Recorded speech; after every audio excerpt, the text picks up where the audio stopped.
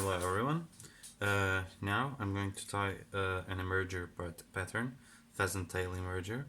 I like this one because before it was very difficult for me to find CDC, at least good one.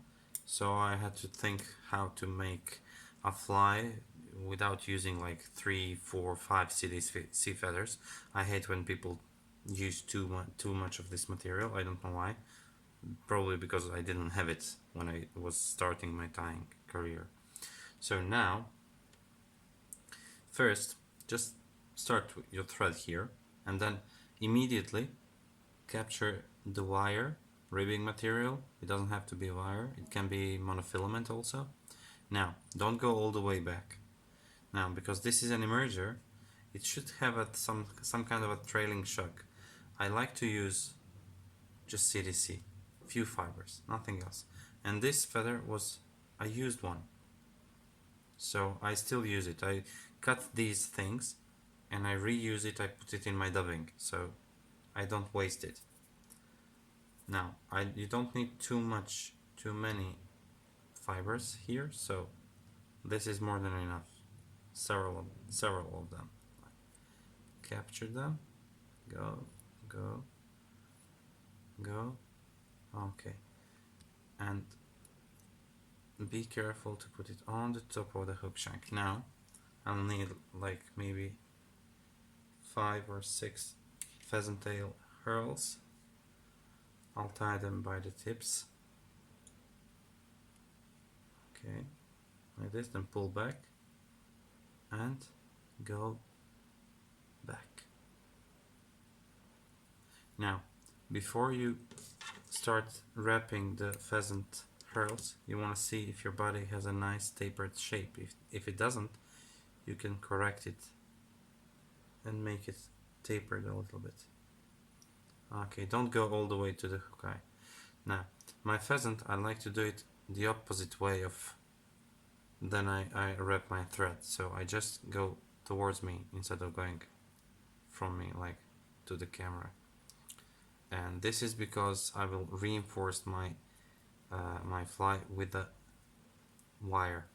So, well, I have one strand broken, but it doesn't matter. It happens from time to time. I go 2 times and then 2 or 3 times in front of it. Unlock it.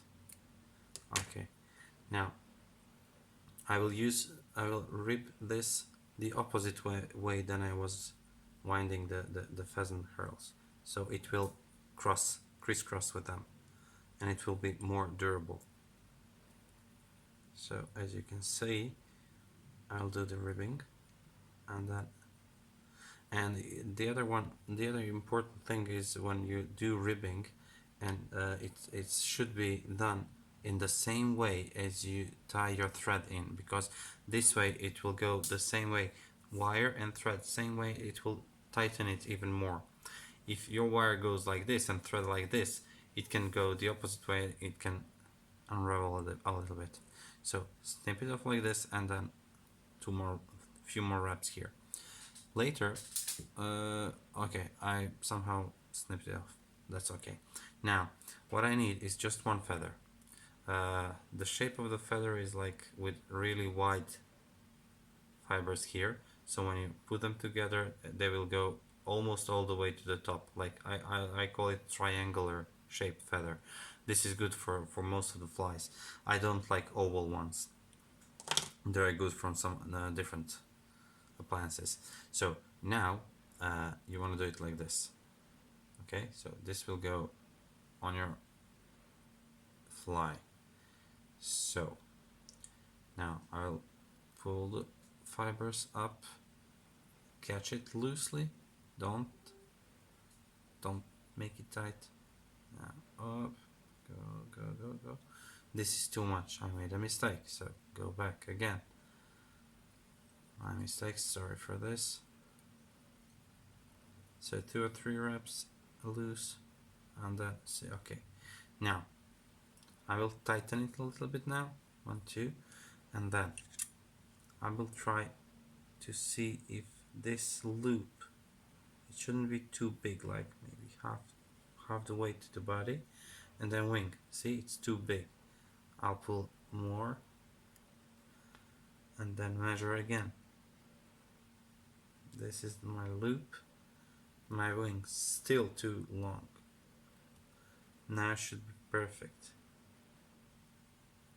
This is okay, and this is okay. So I'll unwrap these front parts. Okay, now let's go 1, 2, 3, and in front of it, just lock it. Okay, snip off these. Okay, now I like to use a little bit reddish dubbing from squirrel. It's also like a hot spot, but it will get dark in the water. And I like squirrel because it has these spiky fibers that will stick out, and they're perfect to imitate legs here. Okay, go this. So notice that I have enough room for my head. Okay, so now I like to break this thread, this feather, sorry. I like to break it like this with my needle, and now keep it secured here. Okay, with your nails. Now pinch and loop, go up. This is good. 1, 2, not more than 2 or 3. Now go in front of your feather, break it with your thumbnail or anything. Go back. So, okay. Now, don't try to position it now, because later you will have to whip finish it and it will make a bulky head. Position your feather with your whip finishing. So go back, pull back with your left hand and push with a thread and whip finisher. So this is something that you're going to see from far away. 1, 2, 3, 4. And this is good.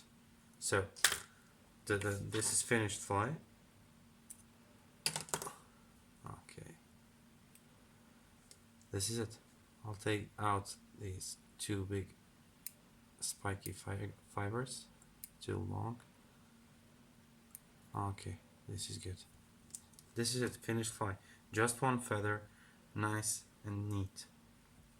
You can brush out these spikes if you like, but no need for that. Fish will do that for you. Thank you for watching, and go fishing, catch some fish. If you like my flies, press like and share. Thank you very much.